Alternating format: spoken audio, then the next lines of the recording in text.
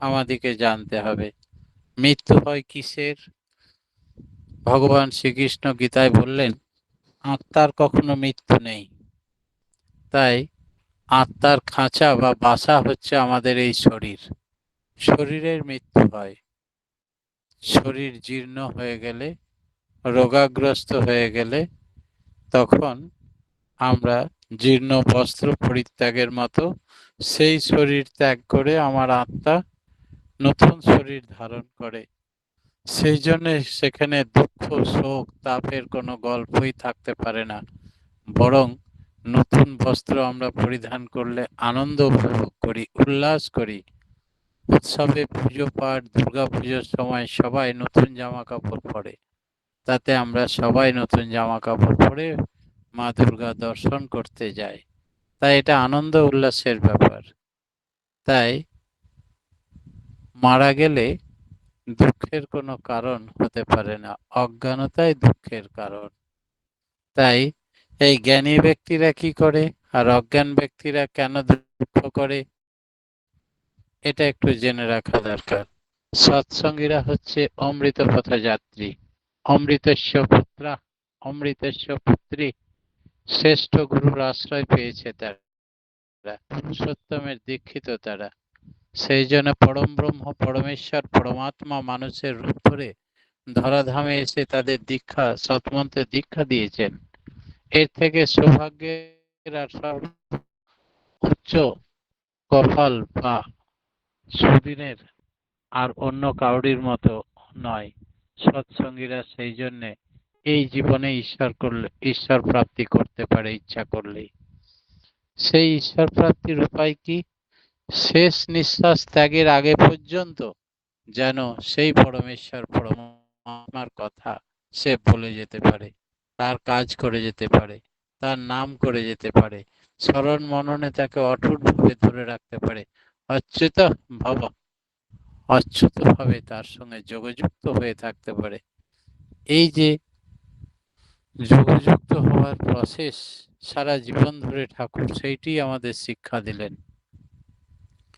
যদি যোগযুক্ত হই তাতে কি লাভ হবে, আর যোগযুক্ত না হলে আমাদের কি ক্ষতি হবে, সেই সম্বন্ধে ভগবান মহাপুরুষ রূপে বহুবার এসেছেন। রাম, কৃষ্ণ, বুদ্ধ, যিশু, মোহাম্মদ রসুল, শ্রীরামকৃষ্ণ, শ্রী চৈতন্য ঠাকুর অনুকূল। তাই ভগবান বুদ্ধ রূপে যখন তিনি এসেছিলেন, দাদা সাউন্ডটা পরিষ্কার হচ্ছে না। হচ্ছে না এখন? শব্দ হচ্ছে প্রচন্ড। শব্দ হচ্ছে, এবার হচ্ছে? হ্যাঁ, আরেকটু পরিষ্কার হলে ভালো হয়। জয়গুরু আরেকটা পরিষ্কার হলে ভালো হয়। আর একটু পরিষ্কার। আপনার আরেকটা মোবাইল চালু আছে মনে হচ্ছে। না না, কোনো মোবাইল চালু নেই। যাই হোক, দেখুন যদি হচ্ছে তো ভালো, নাহলে আমার আর কিছু করার থাকবে না। ঠিক আছে, এখন পরিষ্কার আসছে দাদা। আচ্ছা, পরিষ্কার শোনা যাচ্ছে। যারা শুনতে পাচ্ছে না তাদের মোবাইল ডিস্টার্ব। ঠিক। পরম প্রেমময় শ্রী শ্রী ঠাকুর অনুকূল চন্দ্র আমাদের দিব্য জ্ঞান, দিব্য দৃষ্টি দান করেছেন।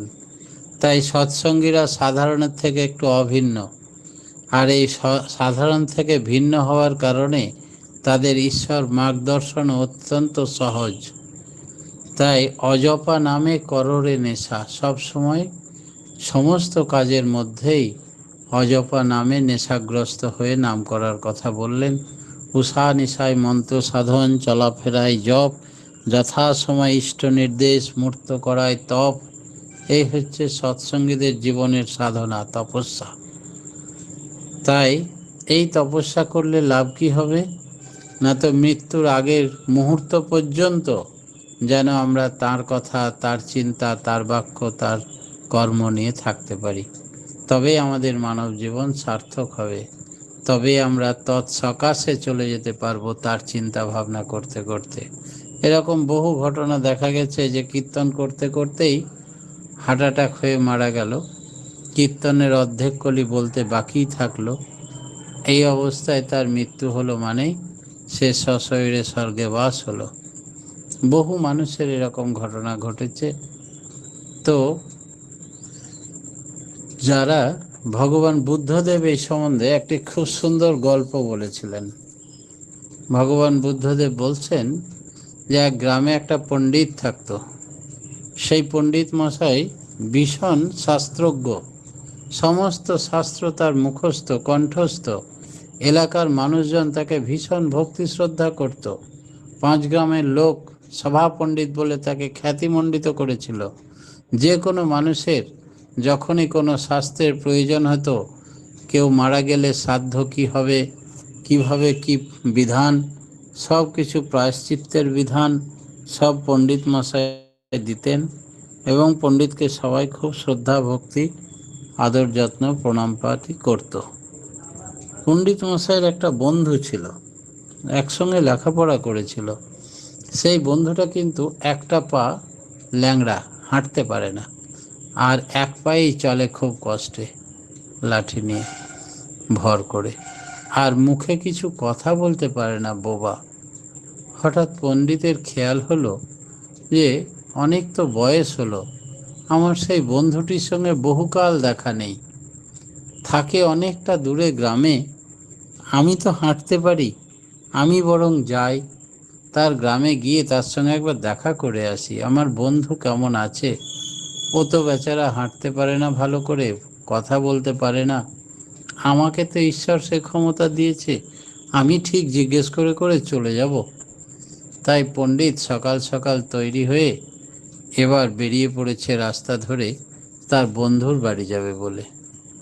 কিছুটা হাঁটার পরে রাস্তার মধ্যে দেখছে আর একজন ভদ্রলোক তার সঙ্গে সঙ্গে হাঁটছে।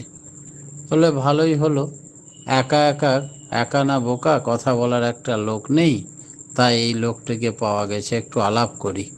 বললে দাদা আপনার নাম কি? বলে আমার নাম মহাকাল। বলে মহাকাল, নামটা তো বড় পরিচিত পরিচিত, কীরকম মহাকাল? যাক, অত ভেতরে না গিয়ে আমার উদ্দেশ্য হচ্ছে সময় কাটানোর মতো দুজনে একসঙ্গে রাস্তায় হাঁটে আমার কথা বলতে বলতে গেলে দীর্ঘ পথ বুঝতে পারবো না। এইভাবে দুজনে কিছুটা হাঁটার পরেই বলল যে এই পাশের গ্রামে আগুন আগুন বলে চিৎকার করছে। তখন মহাকাল বলল আমার ওখানে একটু কাজ আছে, আপনি সোজা রাস্তায় যান, আমি ঠিক আগের রাস্তায় আপনাকে ধরে নেব।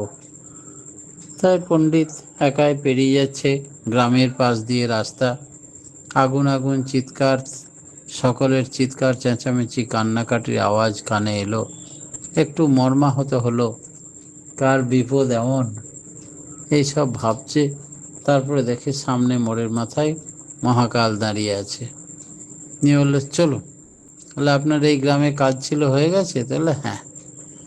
আবার কিছুটা রাস্তা হাঁটে, হাঁটতে হাঁটতে বলল খুব ক্লান্ত হয়ে পড়েছি, এই একটা মন্দির দেখা যাচ্ছে, ওখানেই বরং কিছু খাওয়া দাওয়া করে একটু বিশ্রাম নিয়ে নিই, পরে আবার হাঁটবো, আর পারছি না। তাহলে তাই করুন, ওখানে গিয়ে খাওয়া দাওয়া করে বিশ্রাম নিন, আমার এই পাশের গ্রামে একটু দরকার আছে, আমি ওখান থেকে ফিরে এসে খাওয়া দাওয়া করে বিশ্রাম নেব। বলে মহাকাল আবার পাশের গ্রামে গেল, সেখানে দেখলো একটা মোষ একজনকে এমন মেরেছে, নিয়ে শিঙে ঘুরিয়ে ফেলে দিয়েছে, পেট ফুটো হয়ে নাড়ি ভুড়ি বেরিয়ে গিয়েছে, সঙ্গে সঙ্গে স্পট ডেথ। সেখান থেকে ফিরে এলো মহাকাল, বলে আমার কাজ হয়ে গেছে। তারপরে দুজনে বিশ্রাম নিয়ে আবার হাঁটতে শুরু করলো। তখন আস্তে আস্তে সন্দেহ বাড়তে লাগলো, এ মহাকাল কীরকম, যেখানেই আপদ বিপদ মৃত্যু সেখানেই তার কাজ থাকছে, এ অ্যাকচুয়ালি কে, এর আসল পরিচয় কি জানতে হবে। তো ব্রাহ্মণ পণ্ডিত আর স্থির থাকতে পারল না, মহাকালকে জিজ্ঞেস করেই ফেললো আপনি কে বলুন তো। বলে আমি তো ভেবেছিলাম আপনি পণ্ডিত মানুষ, আমাকে ধরে ফেলবেন, এখনো বুঝতে পারেননি আমি হচ্ছি যমরাজ। তো বলে তো আপনার কি কাজ থাকছে এই গ্রামে ও গ্রামে? তাহলে ওই যে আগুন লেগে মারা গেল, তার আত্মাটাকে নিলাম। এই যে এখানে মোষে যাকে মারলো, সে তার আত্মাটাকে নিলাম। এগুলোই আমার কাজ, এগুলোকে সংগ্রহ করার জন্য আমি বেরিয়েছি। বলে যাবেন কোথায়? তাহলে আপনার যেখানে বন্ধুর বাড়ি সেই গ্রাম অবধি যাব। বললো কেন, সেই গ্রামে কেউ মরবে নাকি? আমার বন্ধুটির খবর বলতে পারেন? বন্ধুটি কবে মরবে না মরে গেছে অনেক দিন দেখা নেই। তখন বলছে তা তো বলতে পারি, কিন্তু আপনি দুঃখিত হবেন না তো? তাহলে না। তাহলে আপনার বন্ধুটি আজকেই মারা যাবে, আর আপনি হবেন তার মৃত্যুর কারণ। বলে তাহলে আর আমি যাবই না। আমি কেন কারণ হতে যাব বাবা? সঙ্গে সঙ্গে সে যেই ঘুরেছে, ঘুরেই দেখে পিছন থেকে মাঠের মধ্যে ছিল সেই বন্ধু, ঊর্ধ্বশ্বাসে ছুটে আসছে এক পায়ে, লাঠি ভর করে, কথা বলতে পারে না কিন্তু ধরতে পারছে না, খুব দ্রুত হাঁটছিল বলে মহাকালের সঙ্গে পিছনে হাঁপিয়ে গেছে। পিছন ফিরেই দেখে তার বন্ধু এক পায়ে দৌড়ে দৌড়ে আসছে, আর ভার সামলাতে না পেরে একেবারে পণ্ডিতের কাছে চেপে ধরেই পায়ের কাছে পড়ে হার্ট অ্যাটাক হয়ে মারা গেল। খুব মন খারাপ। বন্ধু দেখা হলো, কথা হলো না, আর আমি হচ্ছি আমার বন্ধুর মৃত্যুর কারণ। এত ঊর্ধ্বশ্বাসে আসছিল, ক্ষমতার বাইরে দৌড়ে দিয়েছে সে। তারপরে মহাকাল যমরাজ বলল, আমি যা বলেছিলাম তাই হলো, এবার আমি ওর আত্মাটাকে নিয়ে চলে যাচ্ছি। আত্মাটাকে নিয়ে চলে যাওয়ার আগে বললে, দাঁড়াও মহাকাল, আমার মৃত্যু হবে কবে একটু বলতে পারো? তাহলে দেখো, তোমার বন্ধুর মৃত্যুতে তুমি যখন ভেঙে পড়নি, তার মানে তুমি পাণ্ডিত্য কিছু অর্জন করেছো। মৃত্যুতে যারা ভেঙে পড়ে তারা মূর্খ। তাতে আমি বুঝতে পেরেছি তোমার পাণ্ডিত্য আছে। তাহলে তোমার মৃত্যুর কথা শুনে বিচলিত হবে না তো? তাহলে না। তাহলে 6 মাস পর ঠিক এই দিনে তোমার মৃত্যু হবে, ফাঁসি লাগিয়ে। বলে হ্যাঁ। বলে ঠিক আছে, আমার যখন মৃত্যু হবে 6 মাস আর এই দিনে, আমি দেখছি কি করে এড়ানো যায়। তাই সে রাজদরবারে পর্যন্ত তার সুখ্যাতি ছিল পণ্ডিত হিসাবে। সে ফিরে গিয়ে রাজাকে সব ঘটনার কথা বলল, মহাকালের গল্প করল।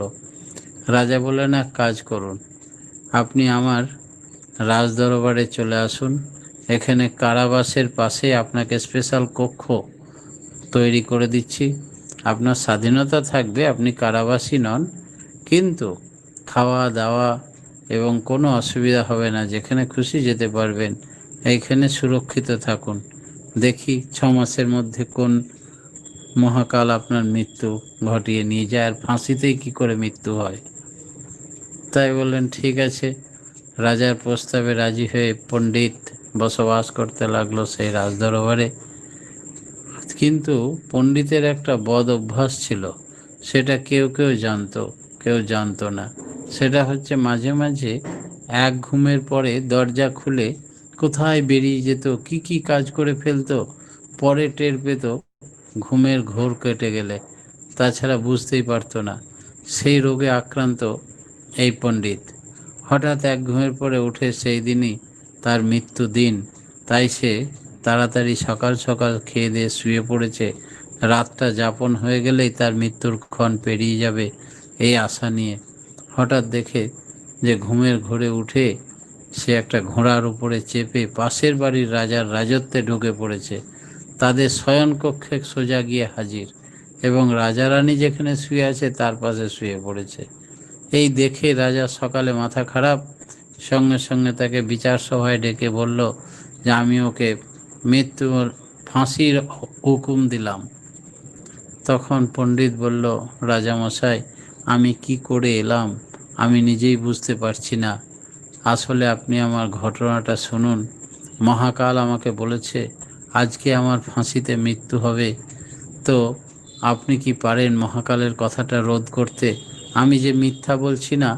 পাশের রাজা আপনার বন্ধু, সে আমাকে সুরক্ষিত রেখেছিল কারাগারের পাশেই। তাকে জিজ্ঞেস করুন, রাত্রিতে আমার ঘুমের ঘোরে চলে যাওয়ার রোগ আছে। তাই কি করে ঘোড়ায় চেপে এসছি আমি বুঝতে পারছি না, আমি নিরপরাধ। তখন সে বন্ধুর কাছে চিঠি পাঠালো লোক লস্কর মাধ্যমে। বন্ধু রাজা বলল ঘটনা সত্য, কি করে চলে গেল বুঝতে পারছি না, তবে এই হচ্ছে বিধির বিধান, তার যেতেই হবে আজকেই, আর ফাঁসিতেই তার মৃত্যু হবে বলেছে কাল। তখন কি হবে উপায়? তাহলে আমি যে রাজার কথা তো মিথ্যা হবে না, তা আমি যে বলে ফেলেছি ফাঁসির কথা, তখন বন্ধুর অনুরোধও রাখতে হবে, আর নির্দোষ ব্যক্তিকে ফাঁসি দেওয়া ঠিক হবে না। তাহলে একটা নরম সুতো দিয়ে ফাঁসি তৈরি করো, সেই ফাঁসিতে ঝুলিয়ে দেওয়া হোক, সুতোটা ছিঁড়ে পড়ে যাবে, অতএব দুই কথায় রক্ষা হবে। রাজা রাজি হলো এই প্রস্তাবে, তাই সুতোর ফাঁসি, পাতলা সুতোর ফাঁসি তৈরি করা হলো। যেই গলাতে লাগানো হলো, সুতোটা গলায় বসে গিয়ে শ্বাসরুদ্ধ হয়ে শ্বাসনালী কেটে গেল, রক্তপাত হয়ে গেল, আর সেই পণ্ডিত মারা গেল। বিধির বিধান উল্লঙ্ঘন হবার নয়। আমরা সকলেই জানি যে যখন বেহুলা লক্ষিন্দরের গল্প, যে তাকে বাসর ঘরেই সাপে দংশন করে মৃত্যু হবে অভিশপ্ত, তখন লোহার বাসর ঘর তৈরি করা হয়েছিল, তা সত্ত্বেও সাপ সেই ঘরে প্রবেশ করে তাকে দংশন করে।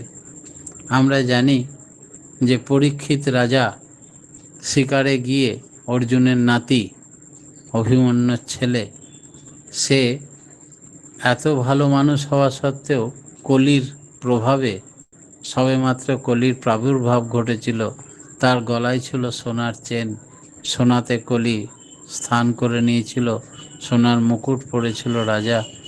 তাই শনি ভর করে তাকে একটা মরা সাপ ঋষির গলায় জড়িয়ে দিয়েছিল। ঋষি ধ্যানে মগ্ন ছিল, তার ছেলে গঙ্গা জলে গণ্ডুস করে অভিশাপ দিয়েছিল যে তুমি যেই হও, আমার বাবাকে ঋষিকে অপমান করেছ, তাই তোমাকে 7 দিনের মধ্যে তক্ষকে কাটবে এবং মারা যাবে। তখন সেই রাজার হুঁশ ফিরল, আমি কি এমন ভালো কাজ করতে পারি এই 7 দিনের মধ্যে। তখনই ভাগবত রচনা হলো, আর এই ভাগবত রচনা হওয়াতে তিনি অমর হয়ে থাকলেন। পরীক্ষিত রাজা যে কদিন ছিলেন, সে কদিন ঈশ্বর তত্ত্ব শুনতে শুনতেই তার দেহত্যাগ হলো, তাই ঈশ্বরের কোলেই তার স্থান হলো, তার মৃত্যু হয়ে অমৃত লাভ হলো, আর জন্মাতে হলো না। তাই প্রত্যেকটা মানুষ যদি মৃত্যুকে অমৃত করতে চায়, তবে মৃত্যু তো অনিবার্য, আমরা জানি বা না জানি। বিধাতা কাউকে জানাতে চান না, তার কারণ সে পণ্ডিতের মতো তার নিরাকরণের দিকে লক্ষ্য ঝোঁক দিয়ে দেবে, বরং ঈশ্বরের নাম ধ্যান বন্ধ করে দিয়ে দুশ্চিন্তায় ভুগতে থাকবে। সেই কারণে মৃত্যুর কথাটা কাউকে জানানো হয় না। আমরা এটুকু নিশ্চিত যে আমাদের মৃত্যু হবে। মৃত্যুর আগে মুহূর্ত পর্যন্ত আমরা কি চিন্তা ভাবনা করি? বিষয়, বস্তু, ব্যবসা বাণিজ্য, কি করে আরও উন্নতি লাভ করা যায়, সংসার পরিজনে ছেলেপিলেদের ভালো, তারা কি করে থাকবে, ইত্যাদি ইত্যাদি কথা ভাবি সাধারণ মানুষ। তাতে কি হয়? মানুষ একেবারে জ্ঞান বুদ্ধিহীন হয়ে সেই বিষয়বস্তুর চিন্তা ভাবনা নিয়েই দেহত্যাগ করে। তখনই সেই বিষয়বস্তু বৈষয়িক মানুষ হিসাবে তার আবার জন্ম হয়। এই চক্র তাকে ছাড়ে না, জন্ম মৃত্যুর এই চক্র ভেদ করতে সে পারে না। সেই জন্যে পরমপিতা আমাদের প্রত্যেককে এই চেতনা শক্তি জানিয়ে দিয়েছেন।